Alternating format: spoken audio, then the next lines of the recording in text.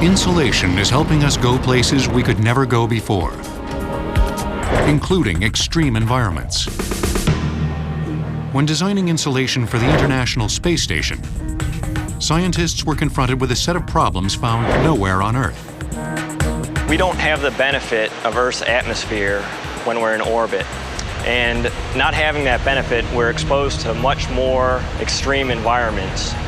In the same orbit, we can see temperatures in excess of 250 degrees Fahrenheit while we're in the sun, while a few minutes later be exposed to conditions that produce environments less than minus 250 degrees Fahrenheit. And we go through this 16 times a day, every day, 365 days a year. Scientists had to rethink the entire insulation process when designing the station. The vacuum of space allows only for radiant heat transfer, usually in the form of energy waves emanating from the sun.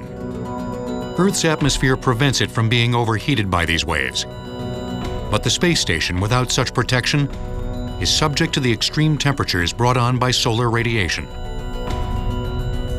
The scientists had to come up with an insulation that would safeguard it.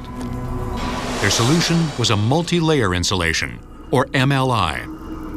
MLI serves two purposes. The first is to reject or reflect a lot of the sun's energy, and the second is to entrap heat that's generated internally.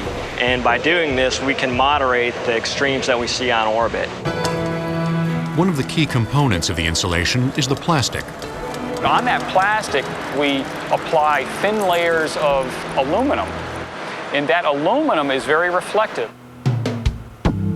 The mylar is protected by an outer layer of fiberglass fabric.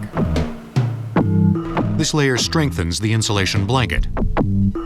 The inner side is aluminized to prevent harmful radiation like ultraviolet light. All the layers are sewn together to create a pillow-like blanket just 1/4 of an inch thick. When designing the insulation, scientists also had to make sure it didn't weigh too much. We use very thin layers to make up multi-layer insulation. And the reason mainly is because of weight. The pressure shell of the module itself is about 1/4 inch thick on some of these modules, and that aluminum can be very heavy. Well, the last thing you want to do is add more weight to the space station.